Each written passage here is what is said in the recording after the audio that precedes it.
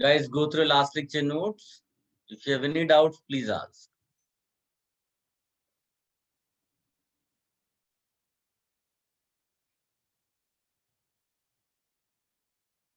Last lecture we were discussing hyperconjugation. Reverse hyperconjugation भी perhaps हमने finish कर दिया था. If you have any doubts, please ask.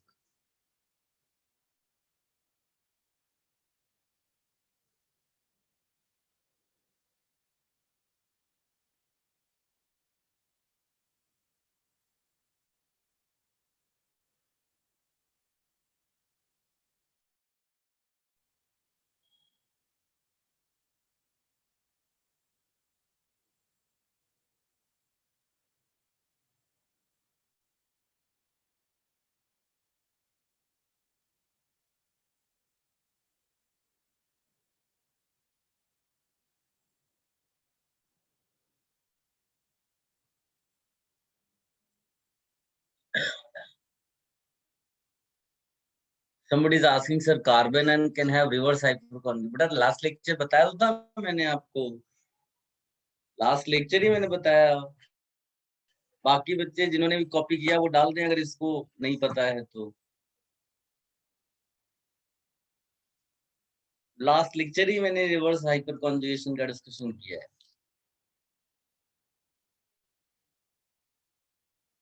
Guys किसी को डाउट्स है? नहीं तो अगेन हम लोग वो एप्लीकेशन वाला पार्ट करेंगे एंड उसमें सबसे पहले स्टेबिलिटी ऑफ कार्बोकेटायन का डिस्कशन होगा. ओके चलिए. सो लिखिएगा स्टेबिलिटी ऑफ कार्बोकेटायन.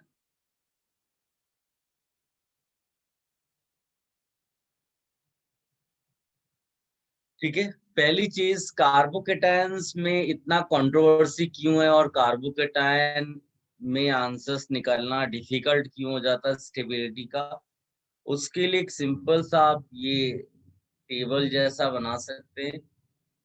नॉर्मली जो हम लोग स्टेबिलिटी चेक करते हैं किसी भी इंटरमीडिएट के लिए, उसमें एक फैक्टर एम इफेक्ट देखते हैं, एक फैक्टर आई इफेक्ट देखते हैं और एक फैक्टर देखते हैं हाइपर कॉन्जुगेशन. ठीक है. ये एक वीक फैक्टर है, ये भी एक वीक फैक्टर है और ये एक स्ट्रॉन्ग फैक्टर है. ठीक है. अगर मान लीजिए कि आपको कार्बन आयन का स्टेबिलिटी चाहिए, कार्बन आयन का, तो मोस्टली हम लोग किसकी बात करते हैं? एम इफेक्ट की. ठीक है. एम इफेक्ट लगता है.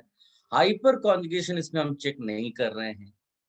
ठीक है. जितने भी एल्काइल कार्बन आयंस की बात कर रहे हैं तो ये हाइपर कॉन्जुगेशन चेक नहीं कर रहे, इंडक्टिव इफेक्ट चेक कर रहे. अब इसमें दो फैक्टर्स लगते हैं. तो दो फैक्टर्स में एक स्ट्रॉन्ग फैक्टर और एक वीक फैक्टर है. Which factor will dominate? Of course M effect. इसीलिए आंसर किसके बेसिस पे निकलेगा? एम इफेक्ट के बेसिस पे. फिर हम लोग आते हैं फ्री रेडिकल में. जैसे तो फ्री रेडिकल न्यूट्रल होता है तो हम लोग जनरली इस पे आई इफेक्ट चेक नहीं करते हैं. ठीक है. जो उसका इफेक्ट होता है वो ऑलमोस्ट नेग्लिजिबल होता है. तो हम लोग यहाँ मेन फैक्टर्स की बात कर रहे हैं जिसके बेसिस पे तुम्हें आंसर निकालना है. हो सकता है 100 में से 2-3 केसेस ऐसे हो जो एक्सेप्शनल बिहेवियर पे हो, लेकिन हमारा जो टेबल है ये मोस्ट ऑफ द केसेस का डिस्कशन है. तो फ्री रेडिकल के लिए ऑफ कोर्स ऑड इलेक्ट्रॉन है, ऑड, सिंगल, डबल ऐसा कुछ क्राइटेरिया आएगा. और एम इफेक्ट में क्या आएगा? कार्बन आयन में लोन पेयर आएगा, सिंगल बॉन्ड, डबल ऐसा कुछ आएगा. तो फ्री रेडिकल के लिए हम, और hyper conjugation yes of course हमने अभी पढ़ा हुआ था, अल्फा सी एच जो बॉन्ड्स के बेसिस पे. देन इसके बाद हम लोग यहाँ पर डिस्कशन करते हैं डबल बॉन्ड का या फिर ट्रिपल बॉन्ड आप ले सकते हो. यहाँ भी एम इफेक्ट होगा, राइट. ये भी न्यूट्रल वाला सिचुएशन वाले में है तो इसको भी इंडक्टिव इफेक्ट में क्या है? जो चार्जेस जिसके अंदर होते हैं ना, पोलैरिटी वाला, वो चार्जेस कम या ज्यादा कर देता है, दैट इज आई इफेक्ट. इसीलिए आई इफेक्ट जो इफेक्टिव होगा वो कहाँ होगा? वो कार्बन आयन जो निगेटिव चार्ज है, कार्बोकेटायन जो पॉजिटिव चार्ज है, उनमें वो इफेक्टिव होगा. Hyper conjugation yes double bond में देखते हैं. अब आप ध्यान से देखो, अभी तक हमने जितना भी लिखा है उसमें क्या है, दो दो फैक्टर्स वर्क कर रहे हैं, और जब दो फैक्टर्स वर्क करेंगे देन जो स्ट्रॉन्ग फैक्टर होगा that will decide the answer. क्या समझ में आया अभी तक?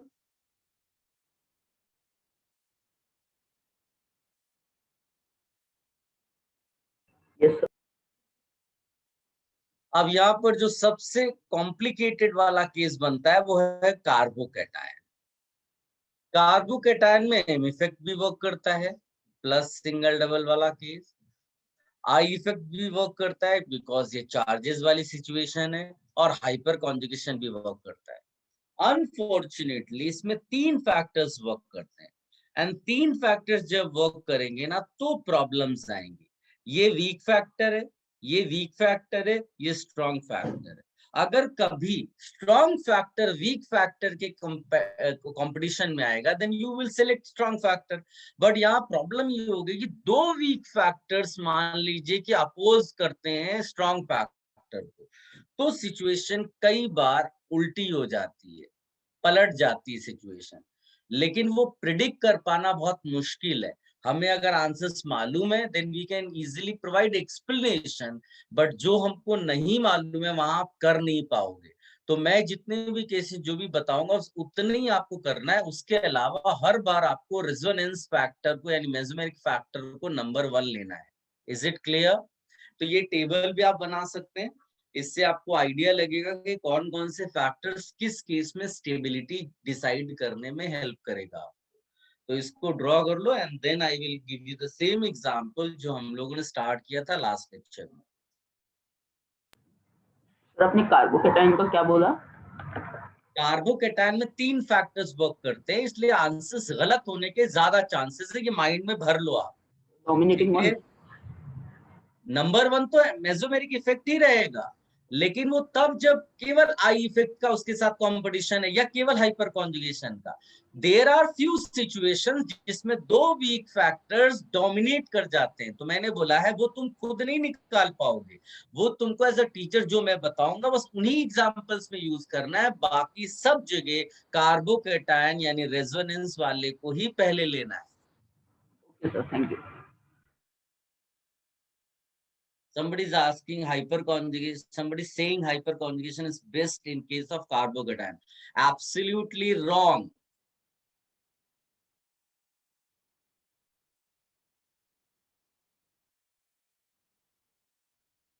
Should I remove this? अपने कॉपी कर लिया?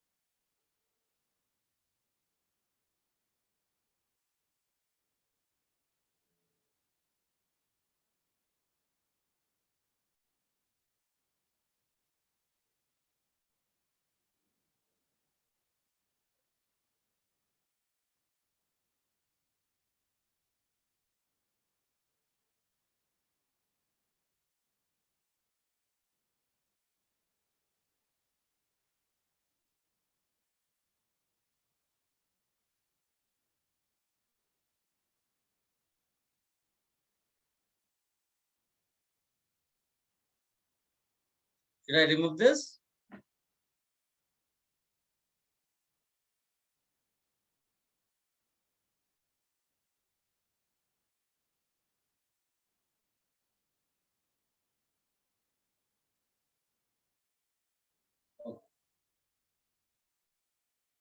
अब आप देखो, जो हमारा आंसर गलत हो गया था वो एक केस था ये वाला।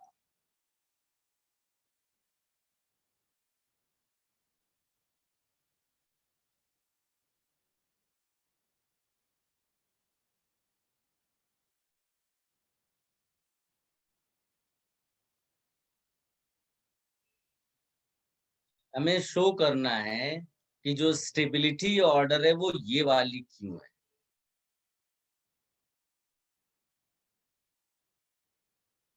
ठीक है, तो वो टेबल आपको हेल्प करेगी। तो हम लोग क्या बोलते हैं कि फॉर स्टेबिलिटी ऑफ कार्बोकेटायन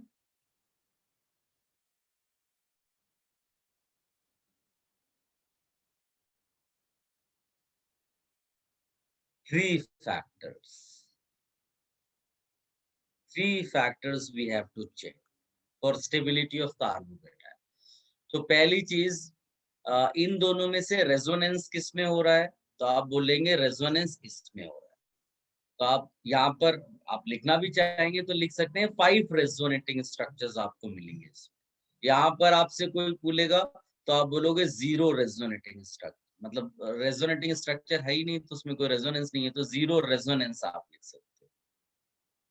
ठीक है, यानी अगर मैं केवल एक फैक्टर के बेसिस पे आंसर निकाल लूं तो मेरा आंसर कौन सा होना चाहिए, ये सेकेंड वाला कि बेंजाइल कार्बोकेटायन ज्यादा स्टेबल होना चाहिए। ठीक है, अब दूसरा फैक्टर क्या होता है, इंडक्टिव इफेक्ट। इंडक्टिव इफेक्ट में जब देखोगे तो यहाँ पर तुम्हारे पास 3 प्लस आई इफेक्ट ग्रुप है, तो आप बोलोगे 3 प्लस आई इफेक्ट ग्रुप्स। इसमें कौन सा है, इसमें फिनाइल है। फिनाइल क्या होता है, minus I effect group. Guys, अगर मैं तुमसे केवल इंडक्टिव इफेक्ट पे आंसर निकालने को बोल लूं तो कौन स्टेबलाइज कर रहा है, प्लस आई वाला, बिकॉज प्लस आई इफेक्ट क्या करेगा, पॉजिटिव चार्ज को रिड्यूस कर देगा और माइनस आई वाला बढ़ा देगा। यानी अगर मैं केवल इस इफेक्ट पे चेक करूं, इंडक्टिव पे, तो मेरा कौन सा ज्यादा स्टेबल होगा, बस आंसर होगा ये टर्शरी कार्बोकेटायन ज्यादा स्टेबल होगा। बट अगर यही दो फैक्टर्स केवल वर्क कर रहे होते, only these two factors, resonance and inductive, then which factor is dominating factor, resonance factor is resonance. Dominating. इसीलिए आपको कुछ नहीं, कुछ भी हो जाता, आंसर आपको बेंजाइल ही लिखना पड़ता। बट यहाँ पर थर्ड वीक फैक्टर आता है पिक्चर में, और उसको जब देखोगे तो इस वाले केस में 3 आपके sp3 वाले अल्फा कार्बन है, यानी 9 अल्फा हाइड्रोजन है, 9 अल्फा हाइड्रोजन। तो हाइपर कॉन्जुगेटिव स्ट्रक्चर आपको मिल रहे हैं 9। इसमें कितने मिल रहे हैं, इसमें 0 मिल रहे हैं। अगेन, अगर आपका केवल हाइपर कॉन्जुगेशन फैक्टर होता तो विनर कौन होता, ये वाला होता। लेट अस से इंडक्टिव नहीं होता और खाली रेजोनेंस और हाइपर कॉन्जुगेशन होता तो कौन विनर होता, तो बेंजाइल वाला। यानी कि अगर दो दो फैक्टर्स पे केवल डील कर रहे होते, जिसमें एक बार रेजोनेंस जरूर है, तो जिसमें रेजोनेंस फैक्टर वर्क करेगा वो आंसर हो जाएगा। लेकिन ये सिचुएशन ऐसी हो गई कि इस वाले में इंडक्टिव भी अपने मैक्सिमम पे है। मैक्सिमम इसलिए बोल रहे हैं क्योंकि आप 3 एल्काइल ग्रुप से ज्यादा तो नहीं लगा सकते, और 3 एल्काइल ग्रुप्स यहाँ पर लगे हुए दिख रहे हैं, राइट। तो 3 एल्काइल ग्रुप यानी मैक्सिमम आपको प्लस आई इफेक्ट ग्रुप्स मिल रहे हैं। You can not put more than 3 plus I effect groups. और हाइपर कॉन्जुगेशन भी अपने मैक्स पे है, यानी 2 वीक फैक्टर्स। आप ऐसा सोच लो कि कोई बच्चा बहुत ज्यादा दिमाग वाला है, ठीक है, टैलेंटेड बहुत है, लेकिन तुमने क्या किया, लेट अस से आप थोड़ा सा ब्रेन वाइज कम है, तो आपने अपना जो ईक्यू लेवल है, आपने अपना हार्ड वर्क इतना ज्यादा बढ़ा दिया, तो जो जो दूसरा फैक्टर है, भले ही वो टैलेंट के मामले में वीक फैक्टर हो, लेकिन तुमने इतना ज्यादा हार्ड वर्क किया कि तुम्हारे मार्क्स उससे ज्यादा आ गए। तो सिचुएशन लगभग वही है कि मैक्सिमम पे दोनों वीक फैक्टर्स वर्क करने लगे। इसीलिए ये वाला एग्जाम्पल ऐसा है जिसमें even though benzyl carbocation, here there is a resonance, but this tertiary carbocation is more stable. It's because of maximum inductive effect and maximum hyperconjugation. तो ये दो फैक्टर्स मिल करके डोमिनेट कर जाते हैं किसके ऊपर, ये रेजोनेंस फैक्टर पे। तो ये एग्जाम्पल आप कॉपी करके रखिएगा, इसमें कोई चेंजेस नहीं करने। अगर कहीं पर आपको उल्टा भी आंसर लिखा हुआ है तो उसको आप कट कर देना।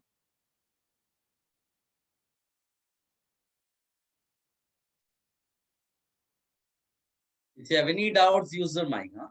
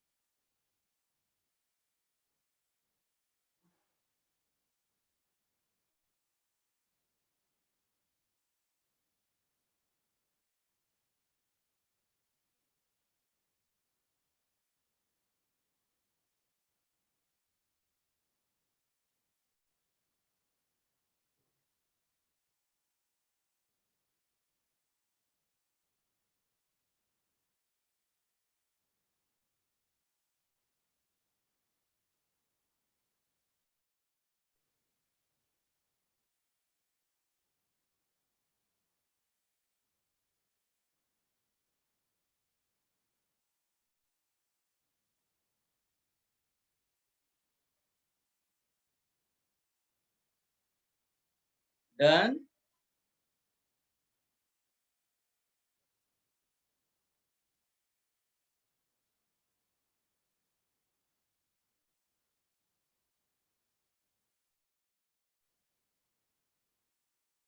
Then sir. If you have any doubts, use your mic। मैं बार बार बोल रहा हूँ, आप माइक यूज करिए। अगर आपके पास मोबाइल नहीं है ऐसा, तो आप उसको बदलिए, दूसरा खरीद कर लाइए।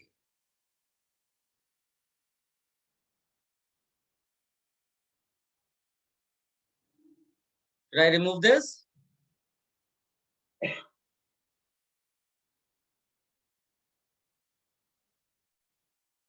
चैट बॉक्स में केवल आप किसी आंसर्स को रिप्लाई करिए जब आपको कोई क्वेश्चन मैं देता हूं।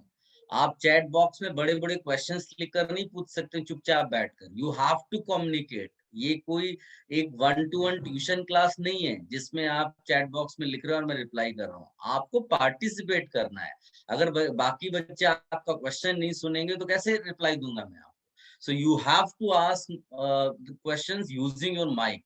माइक नहीं है तो आप दूसरा लैपटॉप यूज करिए, मोबाइल, जो भी करना है आप माइक से ही पूछेंगे क्वेश्चन। गाइस, नेक्स्ट एप्लीकेशन में यहाँ पर कंटिन्यू करेंगे और लिखिएगा stability of free radical.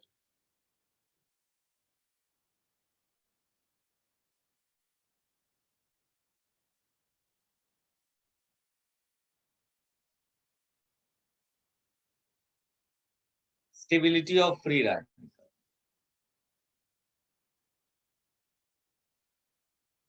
Again I will give you question, आप इसका यूज करना। ये जो चार्ट मैंने बना कर दिया ना, ये इस टेबल का यूज करिए and definitely you will get answer.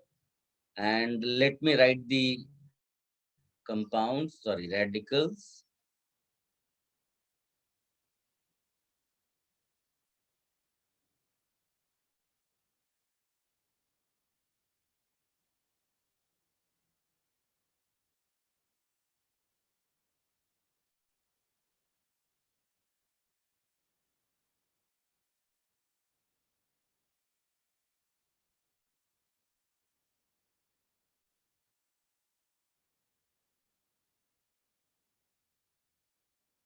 Right stability on. ये सब ऑड इलेक्ट्रॉन्स है जो तुमको जीरो जैसा दिखाई दे रहा होगा।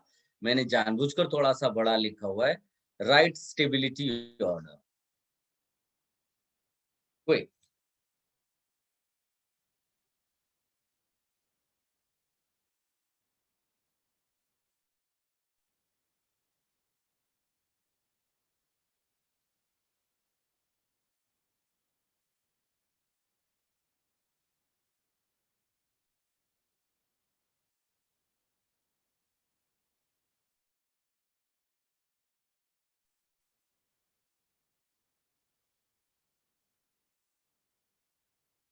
Very good.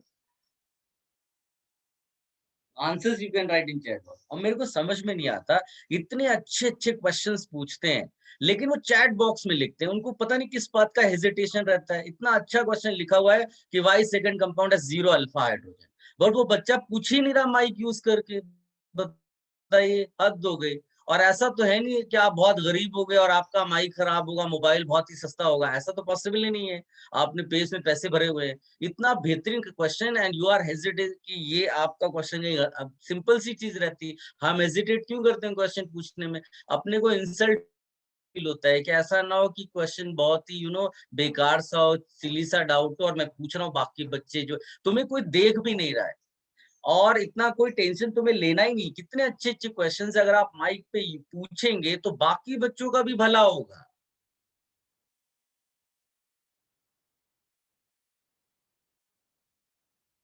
कितने बेहतरीन क्वेश्चंस है, बट वो माइक यूज नहीं करते। मैं तो इसी बात से परेशान रहता हूँ।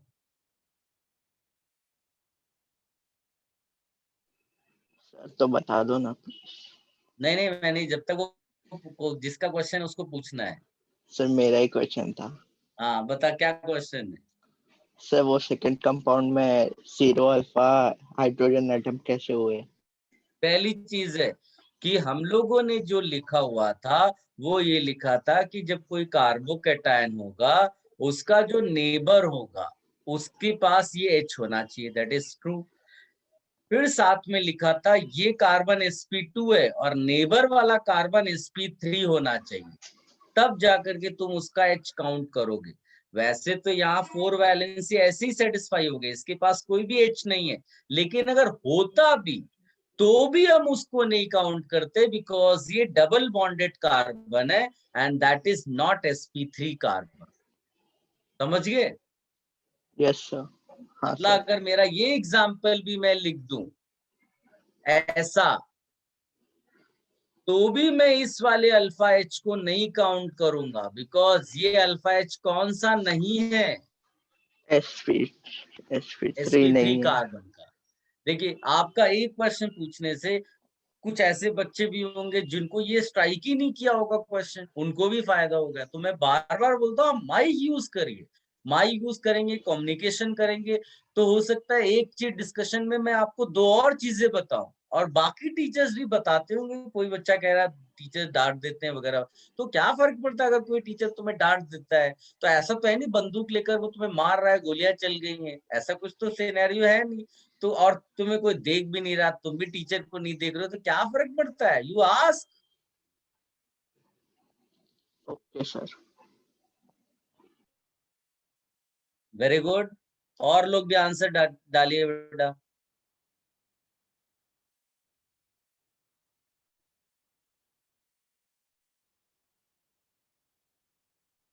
Good, very good.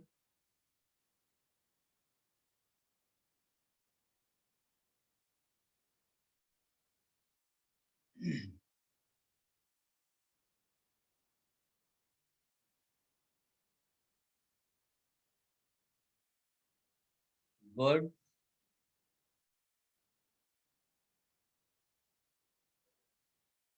Should I discuss? सबने कर लिया?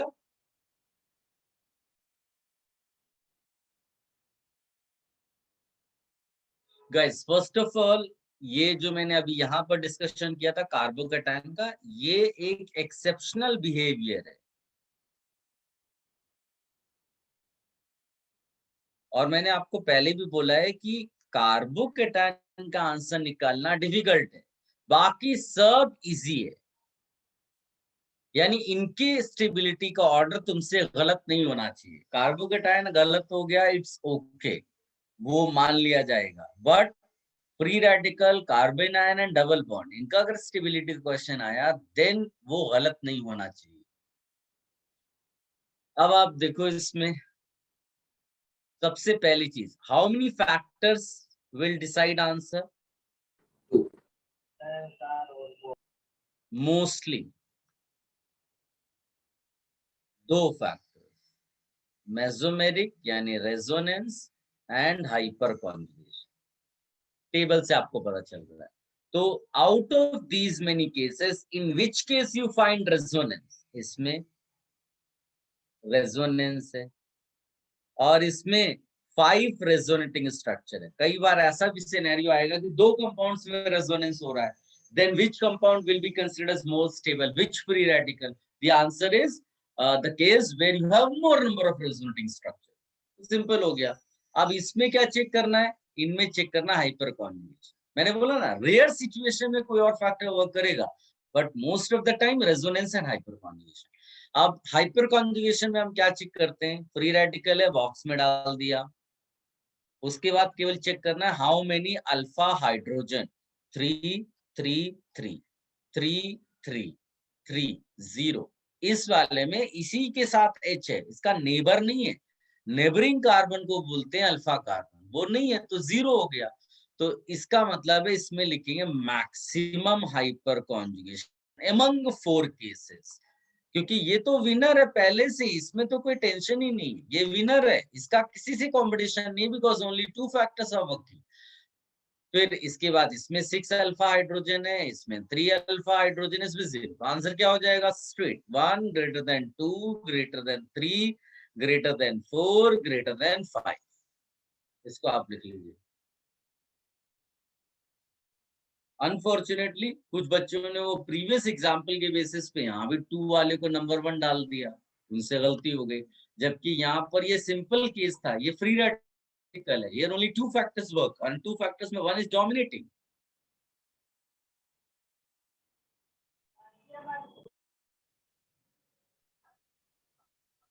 सर फर्स्ट पेज दिखा सकते हो? कौन सा पेज? फर्स्ट, एकदम फर्स्ट वाला। बस ये हाँ sir.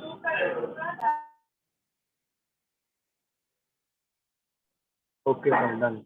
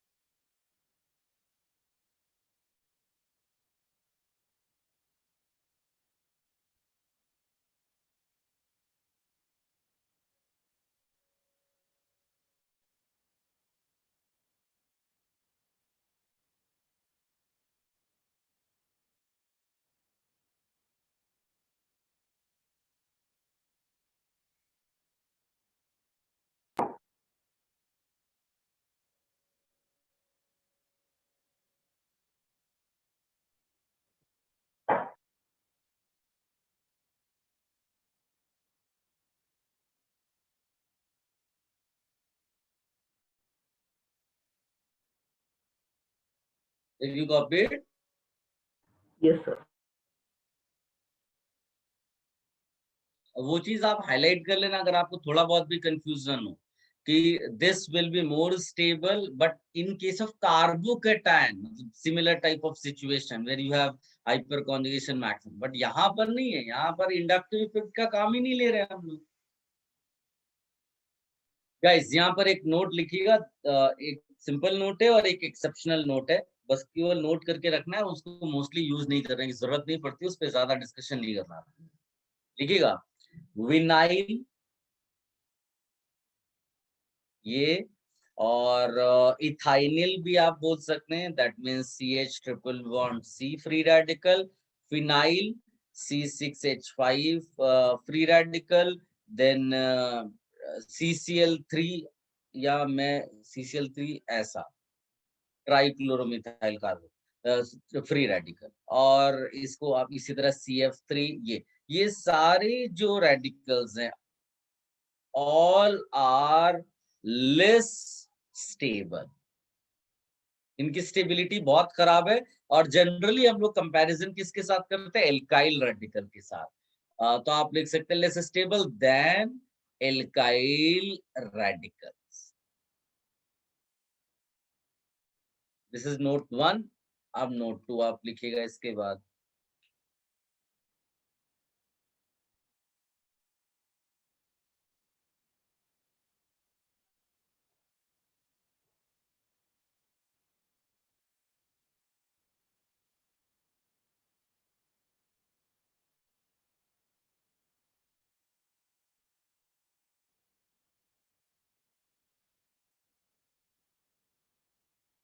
Right another note that is again exceptional behaviour. ये पूछते नहीं है बट आप लिख कर रखो, कोई आपको परेशान करने के लिए कुछ पूछ लेगा तो एटलीस्ट आपके पास नोट्स में अवेलेबल होगा।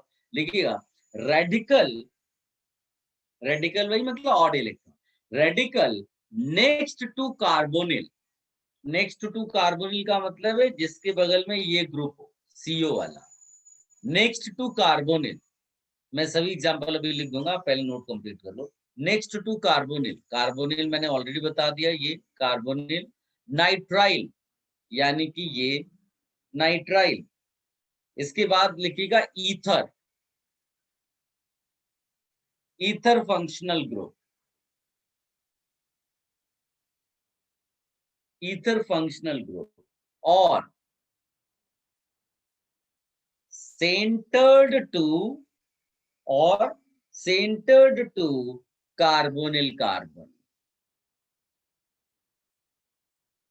एग्जाम्पल में सारे डाल देता हूं अभी, जैसे एक ये कार्बोनिल, यहाँ पर आपका फ्री रेडिकल डाल दिया मैंने।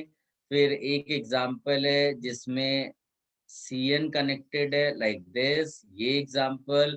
इसके अलावा ईथर एग्जाम्पल आप लिख सकते हैं, CH3 मान लीजिए, सॉरी इधर लिखना है CH3O आएगा, ऐसा आप लिख सकते हैं। इसके अलावा आप लिख सकते हैं CH3C डबल बॉन्ड, ये centred on carbonyl carbon. These are few exceptional cases जो ज्यादा स्टेबल होते हैं मोर देन एल्काइल रेडिकल्स। तो आप कंटिन्यू करिएगा लिखने को अपने, ईथर फंक्शनल ग्रुप और centred to carbonyl carbon are even more stable,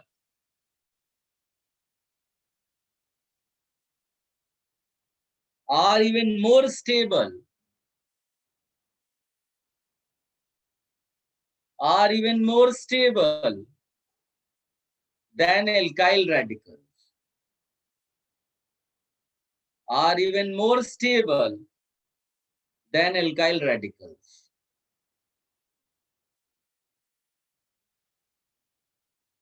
और ये एग्जांपल्स आप कॉपी कर लो और नोट में लिख लेना, exceptional behaviour, that is enough. Because normal जो सिनेरियो होता है उसके बेसिस पे आप इसको एक्सप्लेन नहीं कर पाते हो, ये मॉलिक्यूलर ऑर्बिटल थ्योरी की रिक्वायरमेंट आती है जो हमको नहीं पढ़ना है, बिकॉज वो हमारे सिलेबस के पॉइंट ऑफ व्यू से केवल वो डायटोमिक जो मॉलिक्यूल्स वाला है, बस उतना ही पार्ट पढ़ना होता है। केमिकल बॉन्डिंग में भी पढ़ाया गया होगा आपको।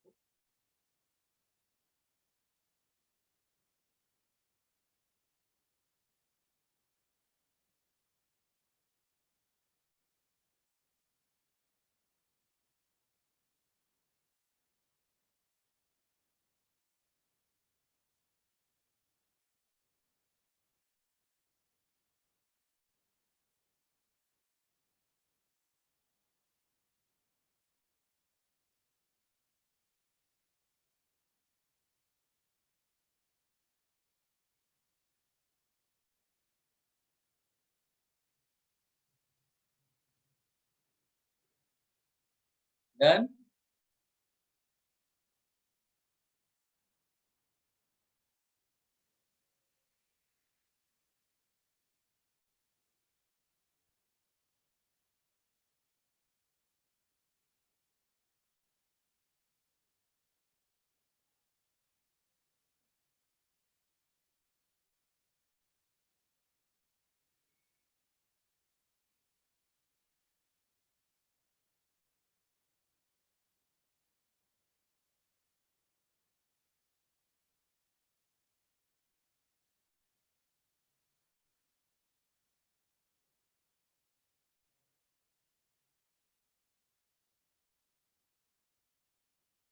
Should I remove this?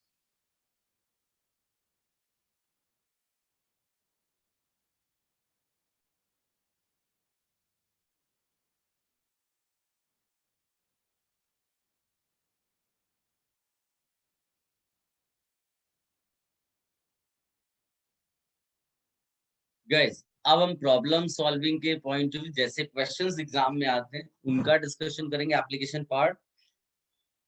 तो इसमें लिखिएगा, मेरे ख्याल से ये थर्ड एप्लीकेशन कुछ बन रहा होगा, तो इसमें डालिएगा टू डिटरमाइन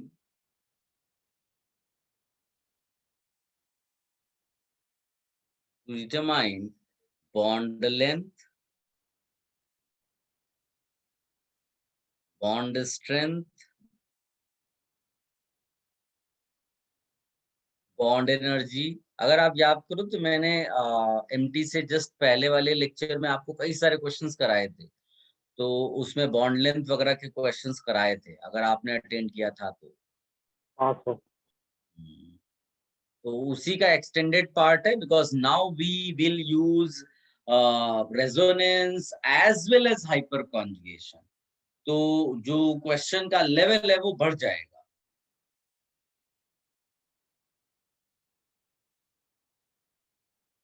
कंसिडर एक केस करते हैं इसमें, CH2 double bond CH single bond CH double bond CH2, numbering कर देते हैं 1 2 3 4।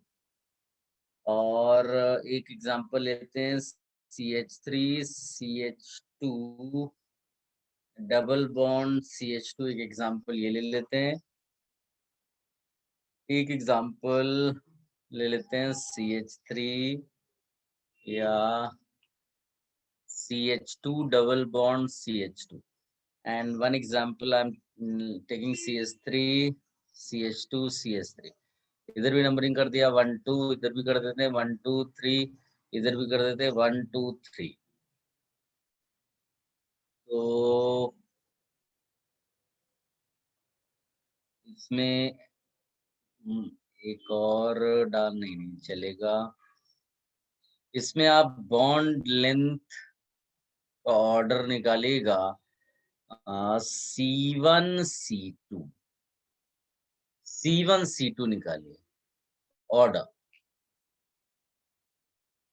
bond length order for these compound C1 C2 bond length, quick।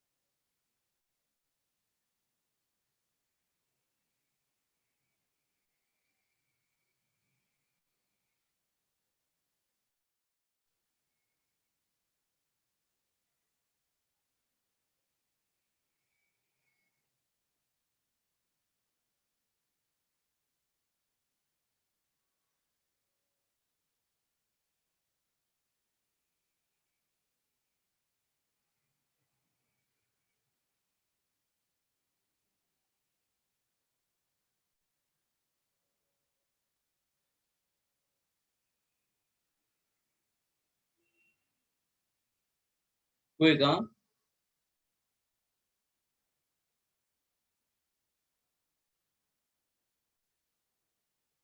Sir second compound में कार्बन पे 5 हुआ, CH2 है, डबल बॉन्ड है और सिंगल बॉन्ड इसको हटा दो एक H, वो आप करेक्शन कर सकते।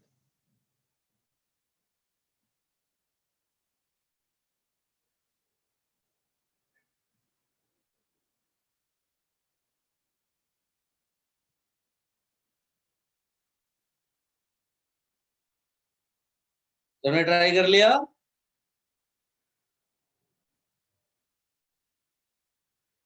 ओके ओके,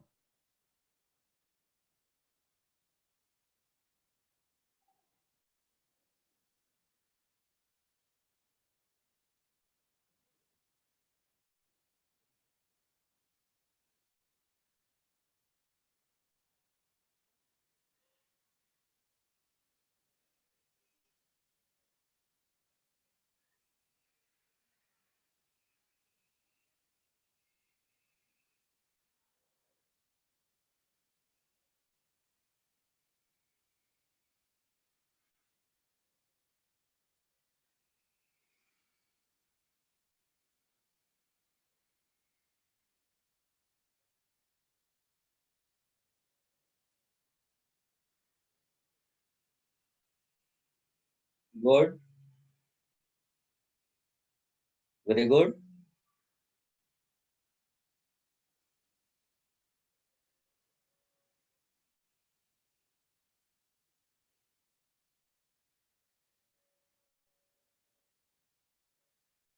आप इक्वल भी लिख सकते हो, ऑर्डर का ये मतलब नहीं है कि केवल आप ग्रेटर वाला साइन लगा रहे हो या लेस वाला साइन लगा रहे हो, आप इक्वल, इफ यू फील कि ये दो केसेस इक्वल वाले हैं, आप इक्वल लिख दो।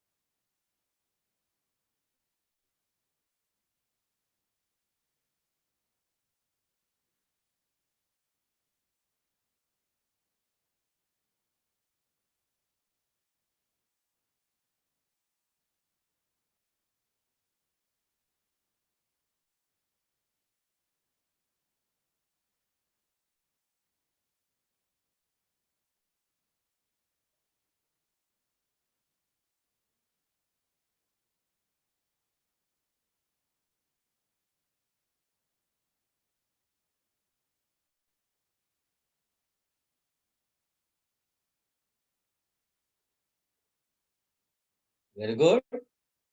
Good.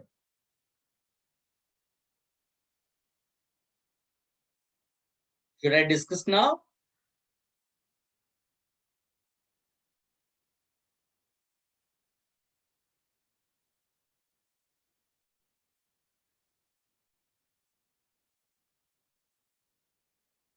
सबने अटेम्प्ट कर लिया?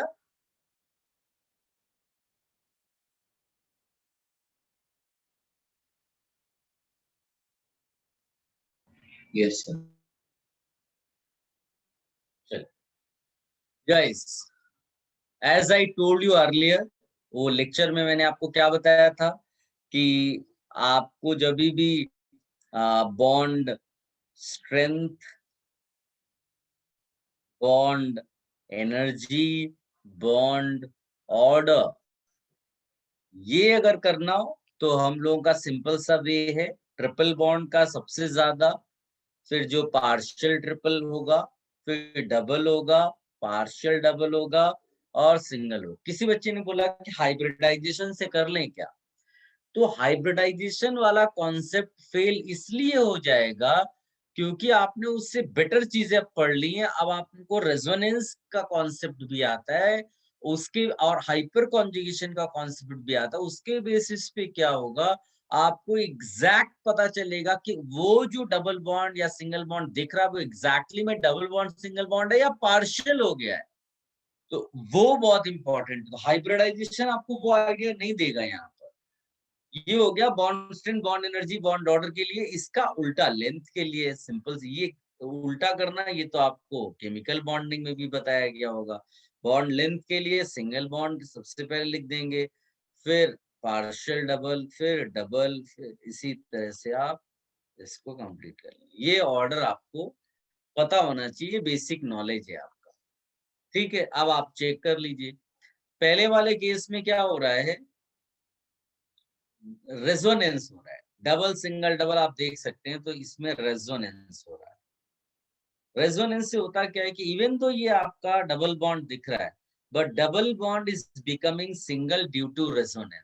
यानी कि हम क्या लिख देंगे बॉन्ड को, पार्शियल डबल। ये यहाँ कोई रेजोनेंस नहीं हो रहा है, इसको लिख देंगे प्योर डबल। यहाँ कोई रेजोनेंस नहीं हो रहा है बट सिंगल है, तो इसको लिख देंगे प्योर सिंगल बॉन्ड। इस वाले में भी आप प्योर डबल लिख देते, लेकिन now you are aware of concept of hyperconjugation. Hyperconjugation क्या करता है, अगर इसका आप हाइपर कॉन्जुगेटिव स्ट्रक्चर लिखोगे तो ये बॉन्ड सिंगल बॉन्ड की तरफ जाएगा। यानी again double is becoming single but due to hyperconjugation, right. यानी एक प्योर सिंगल का केस है तो लेंथ सबसे ज्यादा होगी, इसका मतलब फोर्थ वाले एग्जांपल में सबसे ज्यादा लेंथ आएगी। लेंथ के लिए अगर ऑर्डर लिखेंगे फोर्थ के सबसे ज्यादा होगा।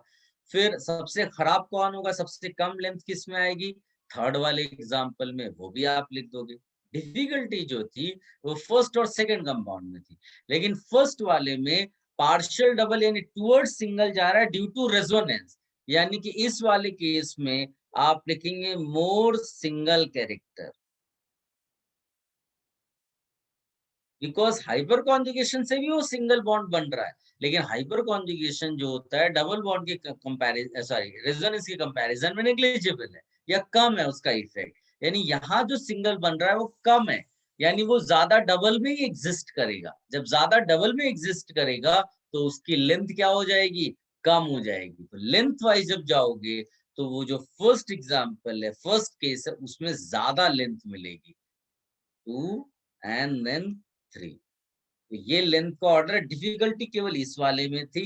इसमें hyper conjugation, sorry first case है ना, हाँ, इसमें रेजोनेंस से सिंगल कैरेक्टर मिल रहा है और इसमें हाइपर कॉन्जुगेशन से single character, single bond character. हाँ, तो किसमें सिंगल बॉन्ड कैरेक्टर ज्यादा होगा, जिसमें रेजोनेंस की इफेक्ट से सिंगल बॉन्ड बन रहा था। इसीलिए ये लेंथ का ऑर्डर हो गया। इसको कॉपी कर लीजिएगा। अगर आप केवल हाइब्रिडाइजेशन से करते तो आप फंस जाते।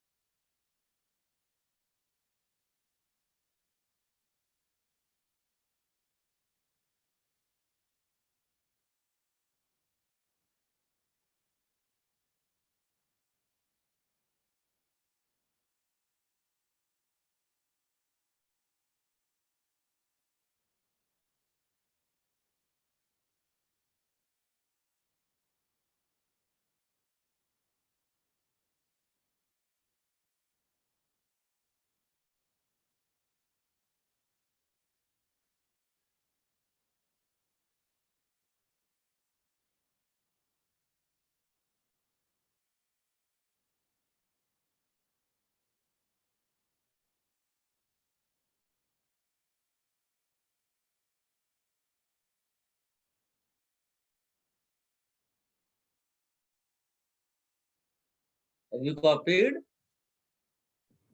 सर एक सेकंड, प्रीवियस पेज, क्या बोल रहे हो बेटा आप? प्रीवियस पेज, एक second.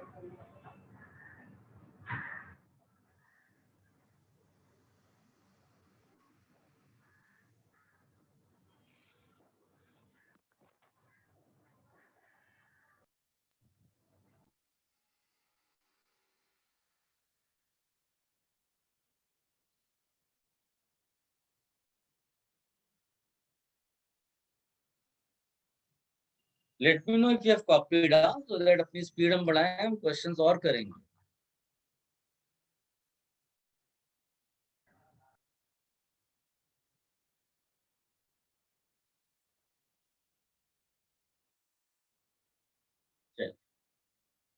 Now I will give you one question, but उससे पहले एक डेटा आप लिख सकते हो। वैसे कोई ऐसा डायरेक्ट पूछता नहीं है, बट आप लिख कर रखिए, हो सकता है बुकलेट वगैरह में एक आध ऐसे क्वेश्चंस हो। सीसी एक सिंगल बॉन्ड की लेंथ है, डेटा आप करके लिख कर रखिएगा। ये करीब 154 पिकोमीटर का लेंथ होता है। एंड सी डबल बॉन्ड, सी ये जो बॉन्ड लेंथ है, दैट इज अबाउट 133 पिकोमीटर। ये एक डेटा करके बस लिख कर रखिएगा, इसको कोई रट्टा नहीं, कहीं पर अगर बाय चांस किसी बुकलेट की क्वेश्चन में मिल जाए तो आप इसको कर लेना। Now the question which I want to give you वो ये है, right bond length order for these.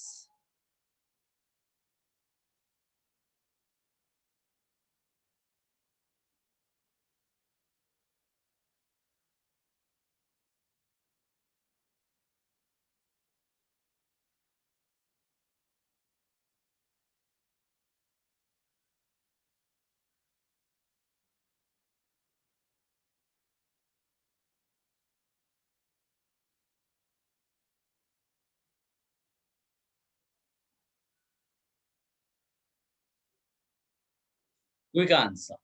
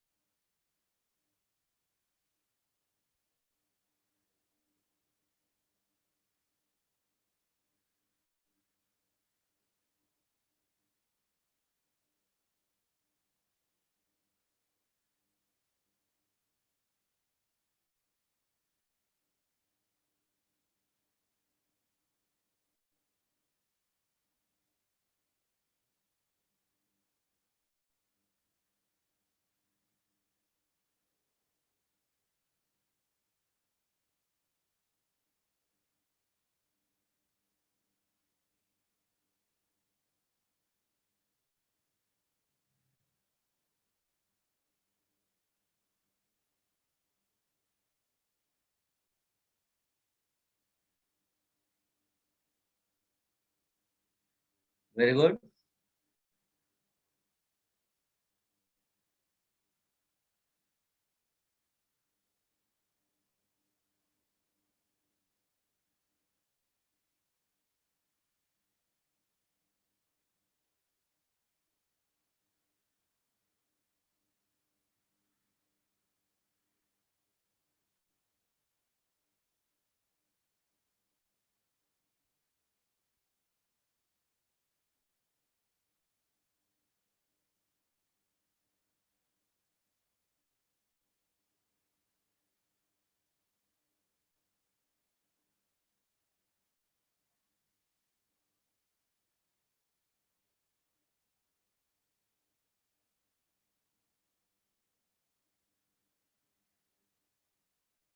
Good, very good.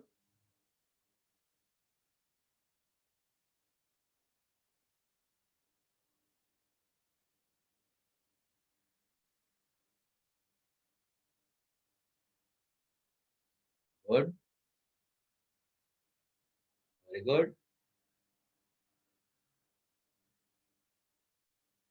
Guys सारे बच्चे आंसर लिखें, सबको आंसर लिखना है, कोई बैठेगा नहीं।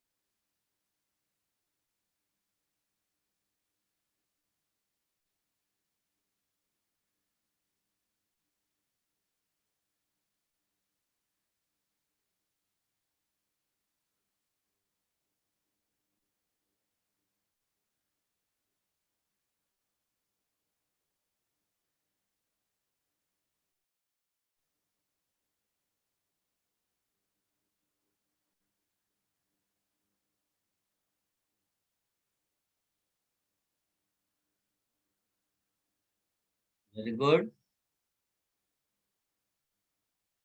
Have you all attempted? Should I discuss?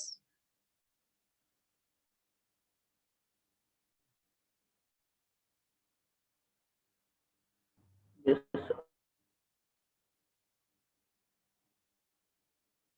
Guys, पहली चीज अपने को वो आइडिया तो है ही है, लेंथ के लिए बोल रहा है इसलिए ये आइडिया आपको रखना ही पड़ेगा। बीच में डबल बॉन्ड मिस हो गया, ये आपको आइडिया होना चाहिए। फिर आप इसमें चेक करते हैं कि रेजोनेंस किस में हो रहा है और किस में हाइपर कॉन्जुगेशन केवल है। तो सबसे पहले तो जिस डबल बॉन्ड की बात कर रहा है, अच्छा इसमें डबल बॉन्ड की बात कर रहा था, सब में डबल बॉन्ड जो कॉमन वाला पार्ट है, ये सब में आप इसको सर्कल कर लो, सर्कल कर लो इसको, ठीक है।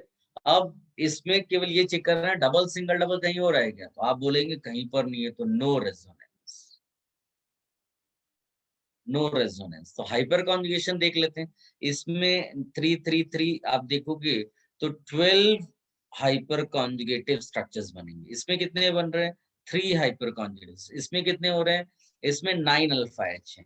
इसमें कितना है? 6 अल्फा एच है। इसमें कितना? 0 है। अब हाइपर कॉन्जुगेशन से क्या हो रहा है, चाहे वो रेजोनेंस हो या हाइपर कॉन्जुगेशन है, अगर वो स्टार्टिंग में डबल बॉन्ड तो डबल इज बिकमिंग सिंगल। तो यहाँ पर since double is becoming single, हम लोग यहाँ लिखेंगे due to hyperconjugation, due to hyperconjugation. So conclusion क्या निकलेगा? More hyperconjugation implies more single bond character, more single bond character। Double bond is becoming single ना, due to hyperconjugation. तो जितना ज्यादा hyper conjugation होगा उतना single bond character बढ़ जाएगा। इसका मतलब है कि इस वाले डबल बॉन्ड का सिंगल बॉन्ड कैरेक्टर ज्यादा है, क्योंकि इसमें सबसे ज्यादा हाइपर कॉन्जुगेशन है। फिर ये 9 वाला, फिर ये 6 वाला। तो लेंथ के लिए अगर जाओगे तो first greater than third, greater than fourth, greater than two, greater than fifth. आप देख लो, ये आंसर अगर आपको आ गया तो परफेक्ट आंसर है। इसका मतलब आप बिल्कुल राइट डायरेक्शन में जा रहे हो, कोई आपको चेंज नहीं करना है। कॉपी कर लो इसको। If you have any confusion use your mic and ask.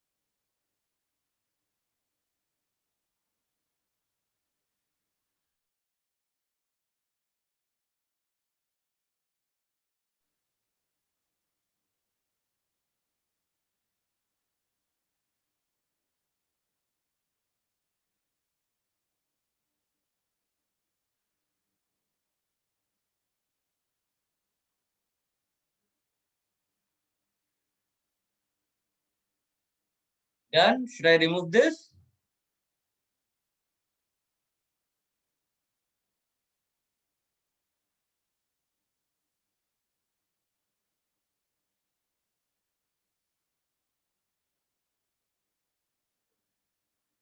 चल, एक क्वेश्चन जो मैंने शायद पहले भी दिया हुआ था उस दिन, बट आप फिर से उसको अटेम्प्ट करिए।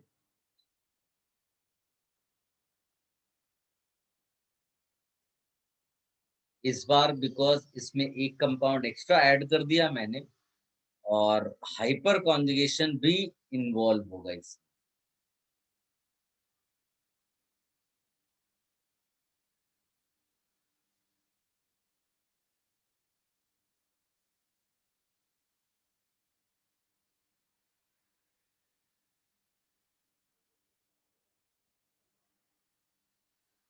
Quickly get the answer.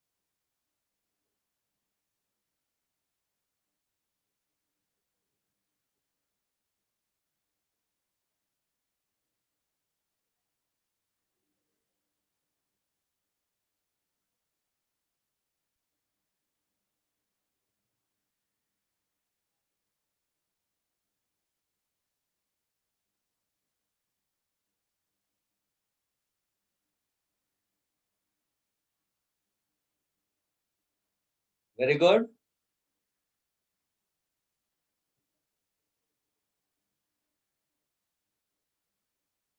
फटाफट आंसर निकालिए सारे बच्चे।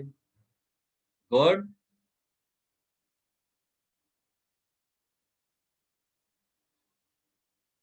Good, very good.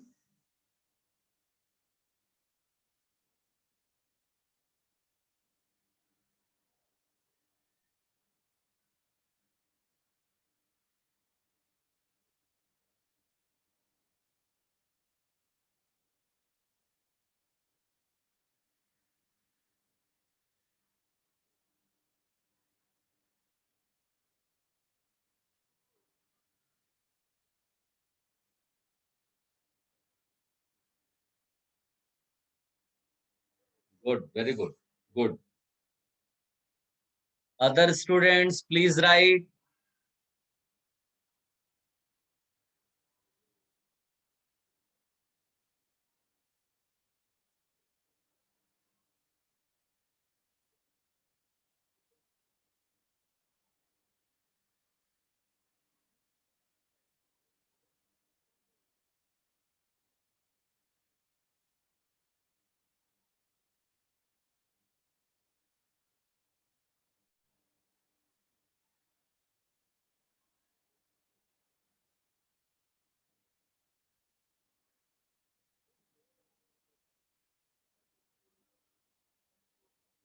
Should I discuss? सबने सोच लिया?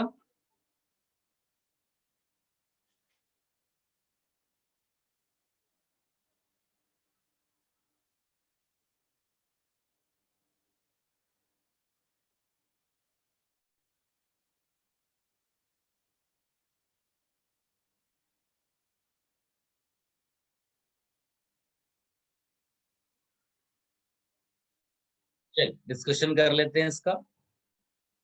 गाइस, अगर आप ध्यान से देखोगे तो डबल बॉन्ड लेंथ अगर कोई, बिकॉज आइडेंटिकल है पूरे कंपाउंड से, तीनों डबल बॉन्ड्स, किसी एक को आप यहाँ पर सर्कल्ड कर दो, यहाँ पर इसको कर दिया, यहाँ पर ये है, यहाँ पर ये। पहली चीज है कहाँ कहाँ पर रेजोनेंस हो रहा है, तो आप बोलोगे in these two cases resonance is involve. Resonance का इफेक्ट क्या हो रहा है? Double is becoming single, double is becoming single. तो हम लोग क्या बोलेंगे?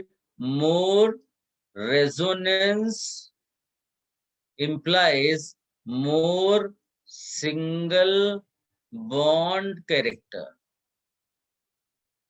right? अब इसमें of course number of resonating structures more हैं, इसमें डबल सिंगल डबल, इसमें double single double single double, इसमें ज्यादा बन रहा है, तो नंबर ऑफ रेजोनेटिंग स्ट्रक्चर्स मोर, तो इसका मतलब है इसमें सिंगल बॉन्ड कैरेक्टर ज्यादा है। अब इन दोनों को देखो, इसमें नो रेजोनेंस, बट क्या इसमें कहीं पर आपका हाइपर कॉन्जुगेशन इन्वॉल्व है? तो आप बोलोगे yes, hyperconjugation is there. Hyperconjugation में इधर देखोगे CH3 है, इधर CH3 है, इधर CH2 है, इधर CH2 है, यहाँ पर CH2 है, यहाँ CH2 है। तो इसके लिए देखोगे तो 4 अल्फा H है, और इसमें जाओगे तो 336 प्लस 4 सॉरी 2, अच्छा ये 10 टोटल, आप 10 अल्फा H लिख सकते हो, ठीक है। अब इसमें भी वही चीज है, इसमें भी आप double is becoming single due to hyperconjugation, तो हम लिखेंगे more hyperconjugation, more single character, single bond character. किसमें ज्यादा हाइपर कॉन्जुगेशन? इसमें तो हम लेंगे आउट ऑफ दीज टू, ये दोनों तो विनर है इनके कंपैरिजन में। Out of these two cases यहाँ पर आप लिखेंगे मोर सिंगल कैरेक्टर, मोर सिंगल बॉन्ड कैरेक्टर। तो आपका आंसर क्या होगा? 1 greater than 2 greater than 3 greater than 4। Simple सा ये ऑर्डर है। अगर आपको ये आया तो बहुत अच्छी बात है, नहीं तो आप चेंज करके लिखो।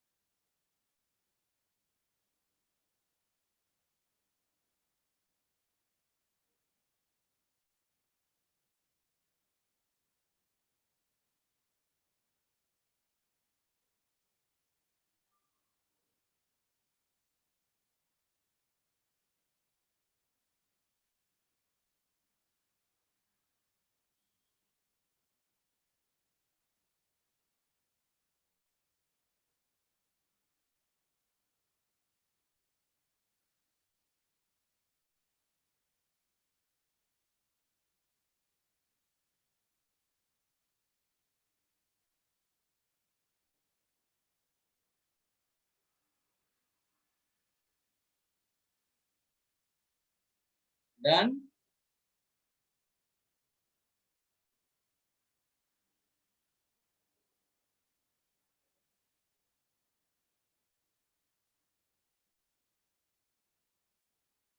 Should I remove this? ये सब अच्छे से आप देखिए, हाँ, बिकॉज डायरेक्ट एग्जाम्स में तुमको इसी टाइप के क्वेश्चंस मिलेंगे। ये थियरी के एप्लीकेशंस वाला पार्ट है, और ये आपको अच्छे ढंग से लिख लेना है अपने नोट्स में। एक और क्वेश्चन, ये भी हमने थोड़ा इसका पार्ट डिस्कस किया था पहले, CN bond length.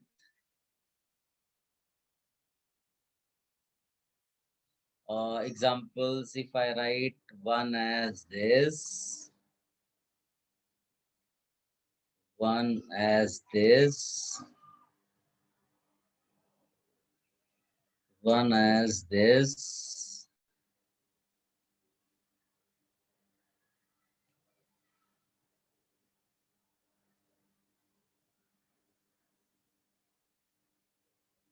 one as this, one as this.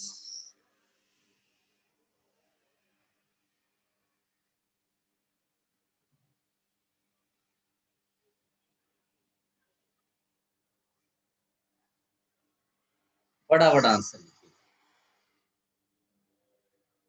ये लेवल अप वाला क्वेश्चन है, लेकिन इसको हमने पहले डिस्कस किया हुआ है एमटी से जस्ट पहली वाली क्लास में।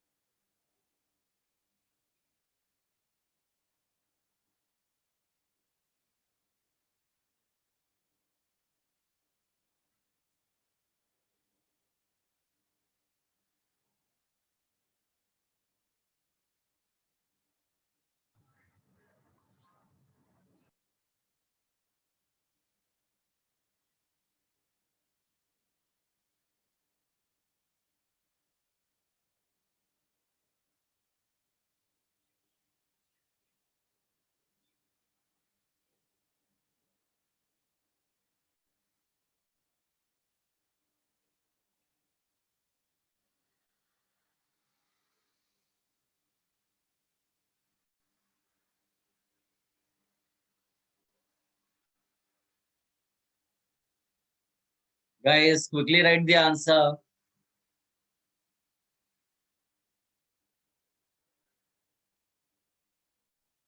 CN बॉन्ड लेंथ की बात कर रहे हैं इस बार, हाँ? जिनको थोड़ा भी कंफ्यूजन है उनके लिए ये हाईलाइट भी कर दे रहा हूं।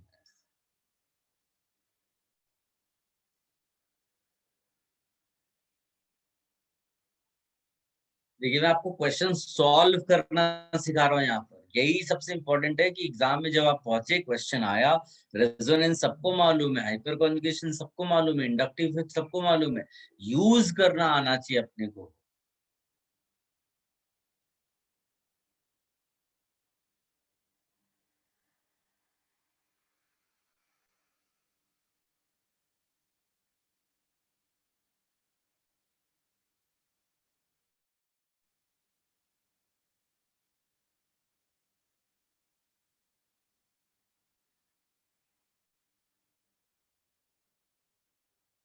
आप सेम भी लिख सकते हैं, अगर आपको लगता है सेम है तो सेम ही लिखिए।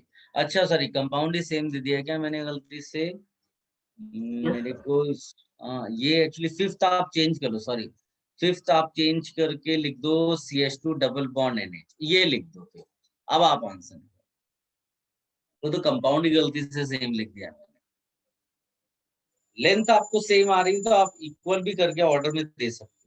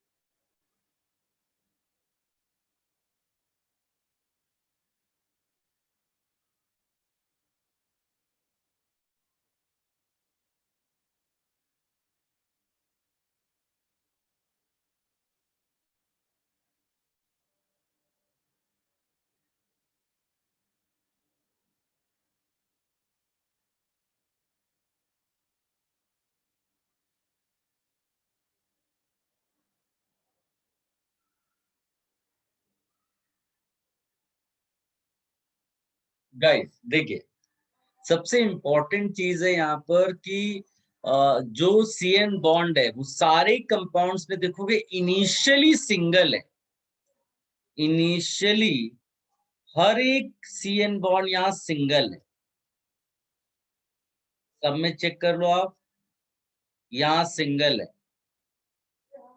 इनिशियली सिंगल है। इनिशियली ये आपको स्ट्राइक करना चाहिए, या डबल है, इनिशियली डबल है, राइट? तो ये लिखना इसलिए जरूरी, बाई चांस रेजोनेंस हो रहा हो तो उससे होगा क्या कि जो सिंगल बॉन्ड अगर इनिशियली है तो रेजोनेंस करके वो डबल हो रहा होगा, अगर इनिशियली डबल है और रेजोनेंस हो गया तो सिंगल हो जाएगा। इसमें तो कोई रेजोनेंस नहीं है, नो रेजोनेंस, और हाइपर कॉन्जुगेशन तो यहाँ होता ही नहीं है। नो रेजोनेंस तो हम लिखेंगे इसको प्योर सिंगल। यहां पर भी लिखेंगे no resonance, that means pure single. और ये तीन एग्जाम्पल हैं जिसमें lone pair is in resonance, resonance, resonance. Because of resonance bond बन जाता है partial double, partial double. Logic क्या है? Single is becoming double due to resonance. So अपनी लाइन क्या हो जाएगी इसमें, more resonance implies what more character, double bond. Double bond. more double bond character। ये अगर तुमने पकड़ ली लाइन तो आपका आंसर कभी गलत नहीं होगा। पहले देखो हम लोग ने बार बार इस तरह से लिखा है, डबल इज बिकमिंग। अगर कोई बच्चा खाली इतना रट ले कि रेजोनेंस से सिंगल बॉन्ड कैरेक्टर बढ़ जाता है तो वो गलत है। आपको ये चेक करना पड़ेगा कि इनिशियली क्या था और फाइनल क्या हो रहा है रेजोनेंस के बाद, फिर आप वो कंक्लूजन पॉइंट लिखते हो। वैसे यहाँ पर हमने किया, यहाँ पर डबल बॉन्ड कैरेक्टर बढ़ रहा है बिकॉज ऑफ रेजोनेंस। रेजोनेंस ज्यादा होगा तो डबल बॉन्ड कैरेक्टर बढ़ जाएगा। नाउ ये जो CHO है ये क्या कर रहा है, ये CHO इलेक्ट्रॉन विड्रॉ करता है वाया रेजोनेंस, यानी कि ये जो NH2 इलेक्ट्रॉन दे रहा है उसको और आगे ले जा रहा है। तो यानी यहाँ पर रेजोनेंस बढ़ गया, ज्यादा इलेक्ट्रॉन रेजोनेंस में जा रहा है। इस वाले में क्या हो रहा है कि CH3 हाइपर कॉन्जुगेशन के थ्रू रिवर्स डायरेक्शन में इलेक्ट्रॉन्स भेज रहा है, यानी यहाँ पर टक्कर हो रही है दोनों की, तो एक का रेजोनेंस डिक्रीज कर जाएगा, रेजोनेंस डिक्रीज कर गया। और इसमें नो चेंज, कोई ग्रुप ही नहीं है एक्स्ट्रा। तो सबसे ज्यादा रेजोनेंस जिसमें होगा उसमें सबसे ज्यादा डबल बॉन्ड कैरेक्टर आएगा, जिसमें सबसे कम रेजोनेंस होगा उसमें डबल बॉन्ड कैरेक्टर सबसे कम होगा। ठीक है, यानी सिंगल बॉन्ड वाला कैरेक्टर आएगा। सिंगल बॉन्ड का मतलब लेंथ ज्यादा होगी। सबसे पहले प्योर, फिर जिसमें सिंगल बॉन्ड कैरेक्टर ज्यादा है, फिर ये, फिर किसमें जिसमें डबल बॉन्ड कैरेक्टर बढ़ गया है, फिर आएगा जो लास्ट में प्योर डबल जो लिखा हुआ है दैट इज फिफ्थ। देख लो, चेक कर लो कि आपको यही आंसर आया है।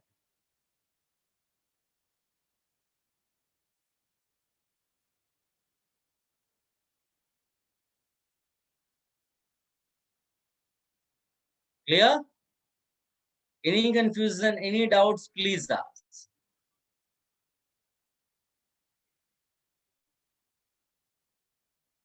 आपको एग्जाम में डेफिनेटली ऐसे ही क्वेश्चंस मिलेंगे और इनको अच्छे से घर पे रिवाइज करना आज जा करके। कई सारे आपको मैंने एप्लीकेशंस वाले क्वेश्चंस कराए हैं आज।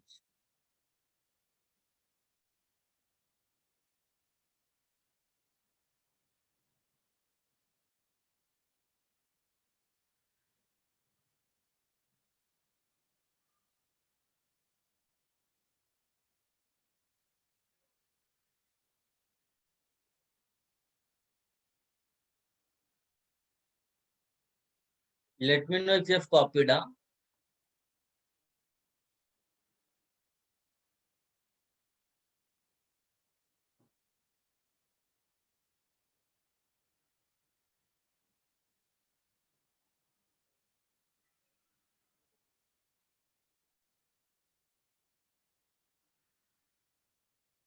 Somebody is asking, sir, resonance always dominates hyperconfusion. Yes, always.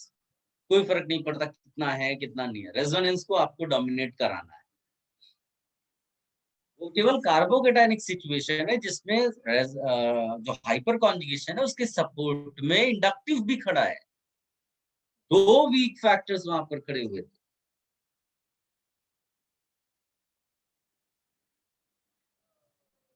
Guys एक लेवल अप क्वेश्चन देता हूं आपको, आप उसको ट्राई करो। सर नहीं हुआ था। अच्छा,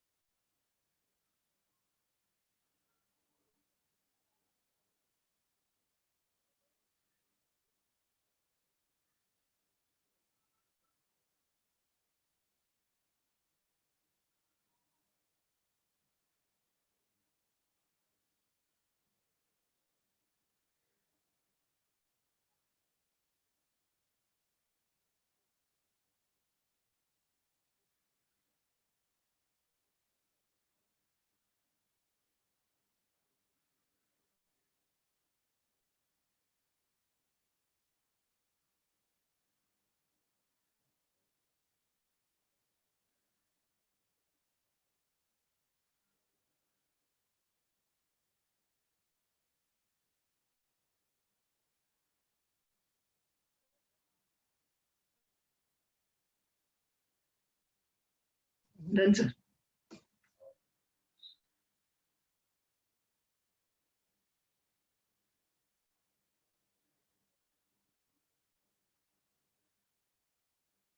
ये लेवल अप क्वेश्चन है, थोड़ा सा डिफिकल्ट है उसके कंपैरिजन में जो अभी तक हमने किया है। Right CH bond energy order. कौन सा CH bond energy order? Let me highlight 1 2, ये तो सेम ही है, 2 3 4। यानी कि अगर तुम इसको ऐसा लिख दोगे CH2H, तो मैं इस वाले बॉन्ड की बात कर रहा हूं। यहाँ पर CHH, I am talking about this bond. जरूरी नहीं कि एग्जाम में तुमको इस तरह से बड़ा अच्छे से लिख कर दे कि यहाँ वाला बॉन्ड ऐसा आपको चेक करना है, जरूरी नहीं है। बट आप पहली बार कर रहे हो इसलिए मैं ये इसको हाईलाइट कर रहा हूँ। तो अब आप समझ गए होंगे कौन कौन से बॉन्ड की बात कर रहा है क्वेश्चन। तो फटाफट इनका बॉन्ड एनर्जी ऑर्डर आपको निकालना।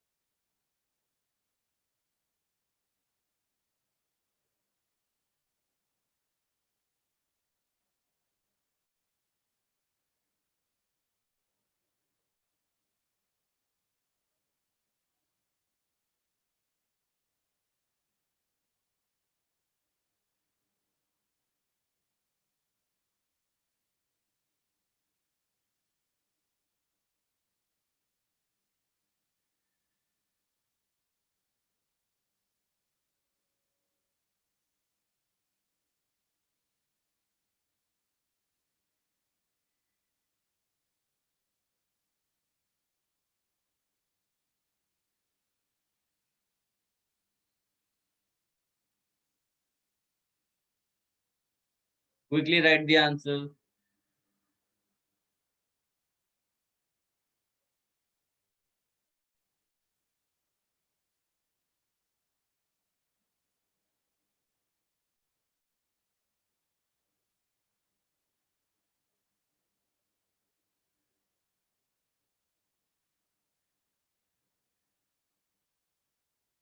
Good. Very good, Sayam.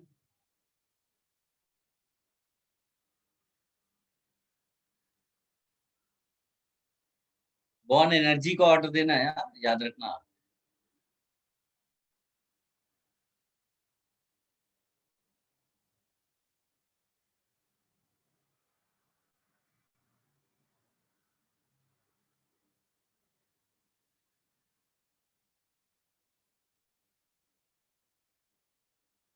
फटाफट आंसर दीजिए भाई।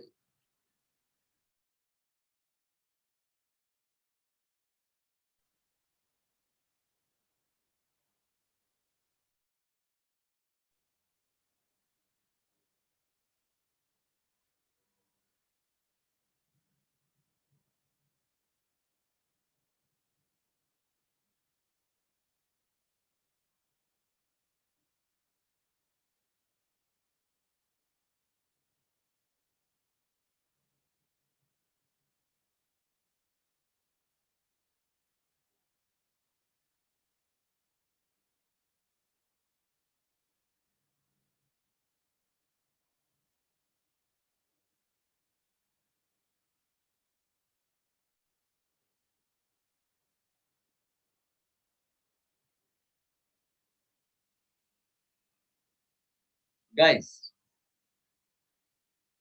अभी लेक्चर खत्म हो रहा है, तो मैं आपको जो इसका कॉन्सेप्ट है वो एक बार बता देता हूँ। आप घर पे इसको ट्राई करना, डेफिनेटली आंसर आएगा। गाइस, सिंपल सी चीज है कि आपको अगर ये CH बॉन्ड एनर्जी की बात करनी तो इसको तोड़ना पड़ेगा, और C और H का इलेक्ट्रोनेगेटिव डिफरेंस बहुत ही कम होता है, इसीलिए हम यहाँ होमोलिटिक क्लेवेज करते हैं। कई बार वो क्वेश्चन में भी ऐसा हो सकता है लिख दे कि होमोलिटिक क्लेवेज ऐसा करके मेंशन कर दे, इसका मतलब इजी लेवल हो गया। नहीं दिया है तो आप इलेक्ट्रोनेगेटिविटी अगर डिफरेंस बहुत कम है तो उसको होमोलिटिकली ब्रेक करते हैं। व्हेन यू ब्रेक होमोलिटिकली, ये वाले केस में जो इंटरमीडिएट बनेगा वो ऐसा बनेगा। आप इस इंटरमीडिएट की स्टेबिलिटी निकाल लो, ये इंटरमीडिएट जितना स्टेबल होगा उतना H निकालना आसान था। कोई भी चीज आप अपने नेल्स कट कर दो, और क्या उसके बाद नेल्स कट होने के बाद अगर आपको मान लीजिए दर्द हो रहा है, इसका मतलब नेल और आपके बीच में बहुत ज्यादा फोर्स ऑफ अट्रैक्शन था। आप विजुलाइज करिए, कुछ और काट दो आप, तो जो पेन होगा वो आपको वो पार्ट रिमूव करने ही नहीं देगा। इसका मतलब है ये फोर्स ऑफ अट्रैक्शन जितना ज्यादा होगा उतना ये जो इंटरमीडिएट है वो अनस्टेबल बनेगा। तो आपको केवल स्टेबिलिटी चेक करनी है, चेक स्टेबिलिटी, ठीक है। मोर स्टेबल का मतलब हो जाएगा, ये अगर इंटरमीडिएट ज्यादा स्टेबल है मतलब लेस CH बॉन्ड एनर्जी। ये सिंपल सा आइडिया है। सब में आप इस तरह इंटरमीडिएट बना लो, आप दूसरे वाले के लिए बनाओगे तो ये हो जाएगा CH3 CH2, यहाँ इंटरमीडिएट दिखाना है ऐसा। ये सेकेंड केस हो गया। इसी तरह थर्ड केस का आप इंटरमीडिएट बना लो, थर्ड केस में ऐसा दिखाई देगा आपको, और इसी तरह फोर्थ केस। ये सारे आप इस तरह इंटरमीडिएट बनाकर स्टेबिलिटी निकालना, जितना इंटरमीडिएट ज्यादा स्टेबल होगा उतना समझ लीजिए H निकालना इजी था। ये मानकर क्वेश्चन सॉल्व करना और आंसर निकालना। नेक्स्ट लेक्चर में यही से हम लोग शुरू करेंगे। Copy this.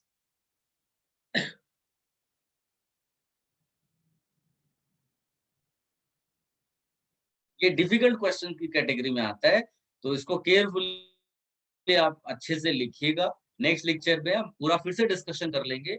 अगर आंसर आपने खुद निकाल लिया तो इट्स वेरी गुड। सर नीचे 3 स्ट्रक्चर्स किसके बनाए हुए हैं? क्या बेटा? अरे नीचे आपने 3 स्ट्रक्चर बनाया ना। ये वाला स्ट्रक्चर? हाँ सर, ये 1 2 3। हाँ 3 ही बनाए, चौथा आपको एक और बनाना है ना, ये वाला हटा करके। रेजोनेटिंग है ना ये सब? रेजोनेटिंग नहीं, सब में हाइपर कोरिलेशन। बेटा रेजोनेंस के लिए ऑड सिंगल डबल ऐसा होना चाहिए। क्या कहीं है क्या odd single double? Odd electron मतलब वो इलेक्ट्रॉन जो दिख रहा है, उसके बाद क्या सिंगल डबल है क्या? ये तो कॉमन सेंस। 6 केसेस रेजोनेंस के लिखे हुए हैं। Those who have copied they can leave. Sir last class में आपने एक रिवर्स हाइपर कॉन्जुगेशन का एग्जांपल छोड़ दिया था। तो मैं तो स्टार्टिंग में बोल रहा था किसी को कोई डाउट हो तो प्लीज पूछो, कुछ रह गया हो तो पूछो। मैंने सब कुछ बताया था स्टार्टिंग में। आप नेक्स्ट लेक्चर में स्टार्टिंग में ही बोलना कि क्या चीज रह गई है और क्या हो गया है। ओके।